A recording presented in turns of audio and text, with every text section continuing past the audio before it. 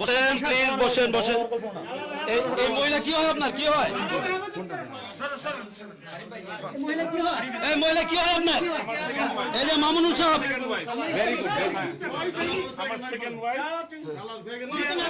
আপনার আপনার second wife তো আমি তাকে বিয়ে করছি, শরীয়ত সম্মতভাবে বিয়ে করছি। ভেরি গুড, ভেরি গুড, ঠিক আছে। কবে বিয়ে করছেন? কবে বিয়ে করছেন? কবে বিয়ে করছেন? আপনি বিয়ে করলে আপনি রয়্যাল রিসোর্টে আসবেন কেন? সোনাগাঁ রয়্যাল রিসোর্টে কেন আসবেন? আচ্ছা ভাই, আপনি যে বিয়ে করছেন কত বছর ধরে বিয়ে করছেন? 2 বছর হয়েছে। 2 বছর ধরে। তাহলে আপনি এই যে এত জায়গা থাকতে আপনি রয়্যাল রিসোর্টে কেন আসলেন? সময় কাটাইতে বা এই যে রাত কাটাতে, দিন কাটাতে কেন রয়্যাল রিসোর্টে আসলেন? বেড়াইতে আসছি তাকে না, নিয়ে। আপনি আপনি বেরোতে অন্য জায়গায় বেড়াইতে পারেন, আপনি তো এখানে রুম নিয়ে থাকতেছেন। আপনার আপনার আপনার নামটা বলেন, আপনার পুরো নামটা বলেন। আপনার আপনার পুরো নামটা কি? এই সাগর, এই ইয়াটা খুলো, খুলো, দরজাটা। এই আপনার আপনার ওয়াইফের নাম কি? ওয়াইফের নাম কি? আমিনা তৈবা। আমিনা তৈবা। ওনাদের বাড়ি কোথায়? আপনার কাছে এত প্রশ্ন জবাব দেব না। কেন দিবেন না কেন? আপনি আপনি আকাম করবেন আর আপনি আমাদের মিডিয়ার কাছে আপনি বলবেন না। কসম খেয়ে বলে আমি নো, আকাম ইম্পসিবল, করি নাই। ইম্পসিবল। আল্লাহর কসম খেয়ে বলে আমি কোনো আকাম আপনারা তো এমনই কসম খান। সত্য কথা বলেন, আপনি সত্য কথা বলেন। আচ্ছা, আপনারা প্রশ্ন করেন, উত্তর দিবে, সমস্যা নেই। খারাপ আচরণের কিছু দরকার নেই। আপনারা যদি প্রশ্ন করতে চান করেন, আমি উত্তর দেব ইনশাআল্লাহ। ঠিক আছে। ফরিদ ভাই, আপনি আসছেন কখন এখানে? আমি আসছি দুপুরে। দুপুরে। আপনি কোথায় আসছিলেন মূলত? এখানে মানে এই হোটেলে আমরা এখানে সোনারগাঁও যেতে বেড়াইতে আসছিলাম। সোনারকে বেড়াতে আসছেন? সোনাকে কেউ জানে? ওলামা একরাম জানে কেউ? না, আমি তো আলেম ওলামাদের কাছ থেকে দেখা করে আসি নাই। সব যেখানে যায় মানুষজন ভিড় করে, এই জন্য আমি একটু আলাদা করে আসছি। আপনি এই দেশের এই পরিস্থিতির মধ্যে আপনি এখানে কেন? করোনা পরিস্থিতিতে হ্যাঁ, আমি আপনি এখানে করোনা, ঘুরে আসছি, আমাদের তো কোথাও আপনি কেউ refreshment জানে এর না। জায়গা নেই। তা আপনি সেকেন্ড বিয়ে করছেন, আপনি রয়্যাল রিসোর্টে আসছেন কেন? আপনি বাসায় থাকবেন, ওয়াইফ নিয়ে আপনি ঘুরতে আসছেন, এটা কারণ কি?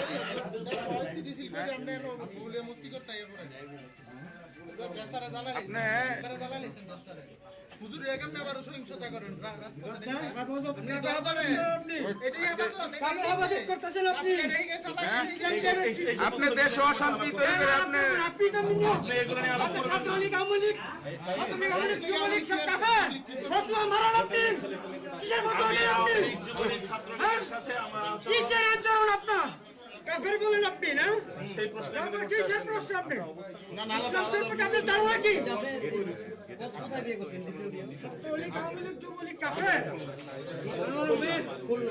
এই ইয়াটা ভাঙেন, দরজাটা ভাঙেন। মহিলা নিয়ে প্রশ্ন সৃষ্টি করতে আসছে না কেন? সে আমার বিবাহিত স্ত্রী। আপনারা দেখছেন মামুনুর এই মহিলাকে বিবাহিত দ্বিতীয় স্ত্রী বলে দাবি করছেন, কিন্তু আসলে এখানে আমরা যতটুকু জানতে পেরেছি যে এই এই মহিলার সাথে তার সাথে অবৈধ সম্পর্ক।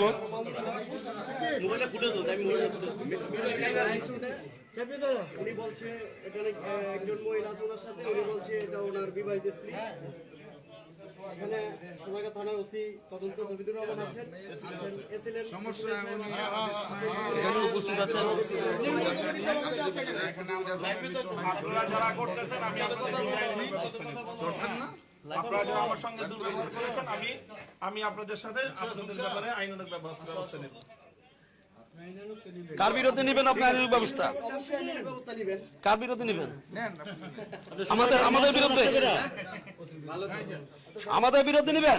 যারা দুর্ব্যবহার করতেছেন আমার সাথে, তা আপনার সাথে কে দুর্ব্যবহার করলো? আপনি এখানে আপনি আপনি এখান থেকে পালা যাওয়ার জন্য পাগল হয়েছেন কেন? আপনার ওয়াইফ যদি নিয়ে আসেন, আপনি এখানে মধ্যে বুক খুলে কথা বলবেন। আপনি আপনি কেন পালা যাইতেছেন?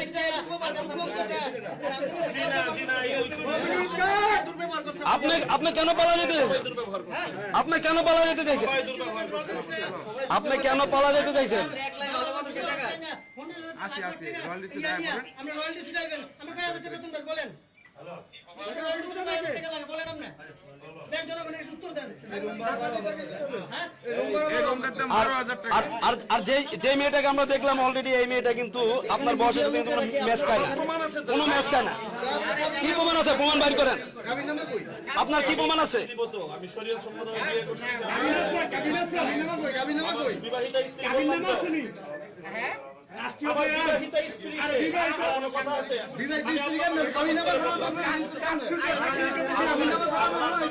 এটা এখন নারায়ণগঞ্জ সোনারগাঁও উপজেলার রয়্যাল রিসোর্টে আমি আল্লাহর নামের শপথ মামুনুর রশিদ হাতে নাতে ধরা গিয়েছেন এক মহিলা সহ।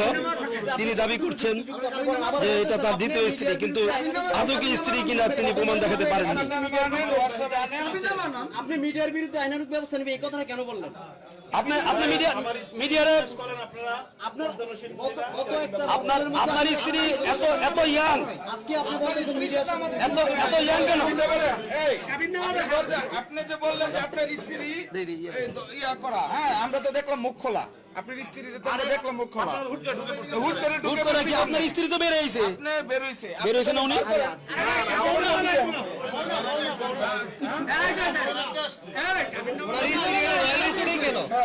এখানে উপস্থিত আছেন সোনারগাঁও উপজেলার সহকারী কমিশনার ভূমি আল মামুন এবং সোনারগাঁ থানার অফিসার, সোনারগাঁ থানার তদন্ত অফিসার কবিদুর রহমান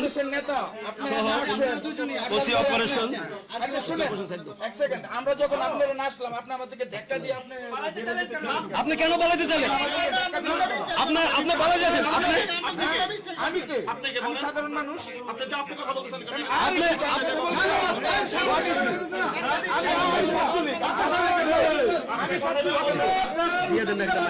কোন প্রশ্ন উত্তর দিবেন?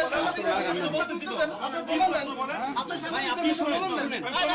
দেশের মধ্যে একটা অরাজকতা সৃষ্টি করে কথা বলেন কেন? অরাজকতার সাথে আপনি কেন অরাজকতা সৃষ্টি করছেন? এখানে আপনারা দেখছেন এখানে আরো উপস্থিত আছেন উপজেলা ছাত্রলীগের বিভিন্ন নেতাকর্মীরা। মামুনুল করিমকে হাতে নাতে আটক করা হয়েছে রয়্যাল রিসোর্টে।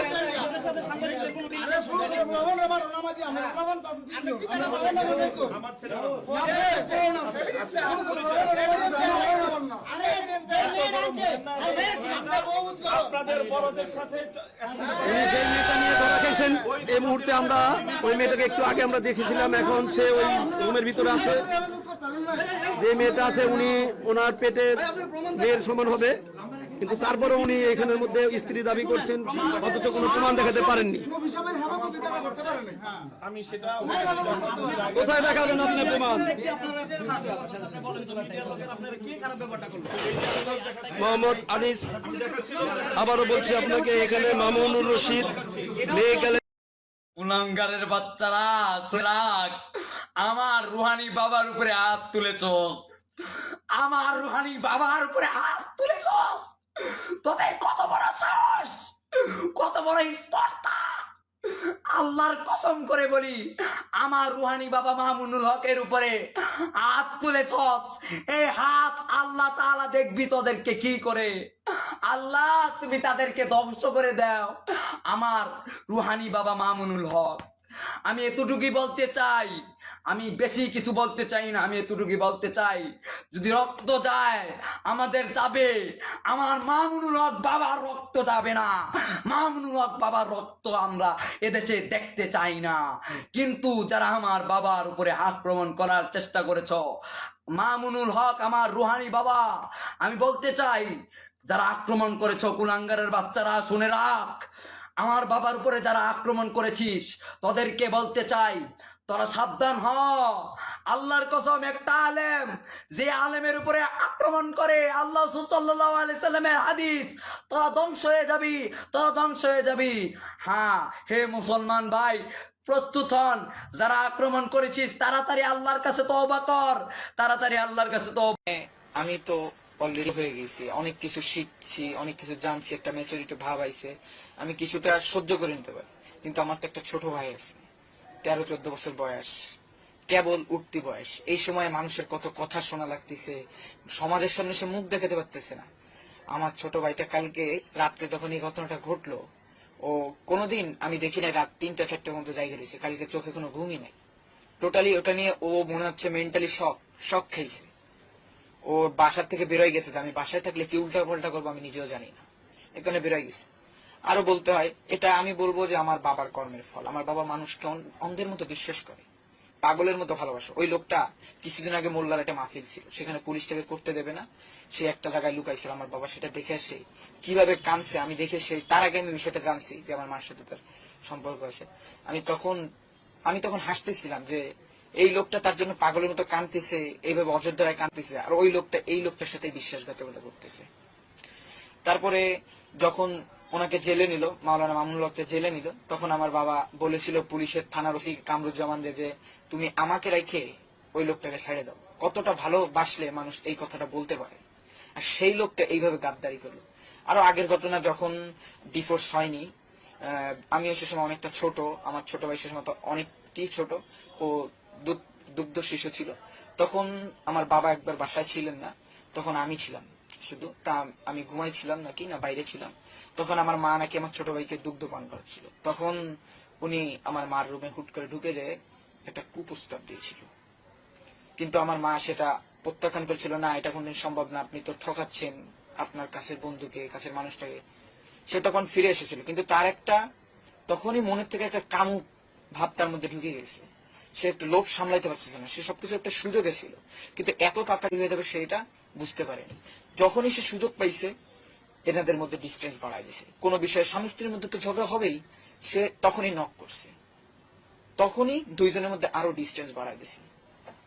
এইভাবে করে সে একটা পরিবারের খুশি, ভালোবাসা, একটা পরিবারের মধ্যে যে মিলমিশ একটা সম্পর্ক পুরোপুরি সে ধ্বংস করে দিছে। আরো যেভাবে কত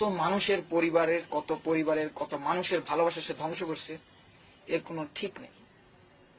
এখানে আমি আশা করব, আমি বাংলাদেশের মানুষের কাছে আশা করব এর যেন সঠিক বিচার হয়।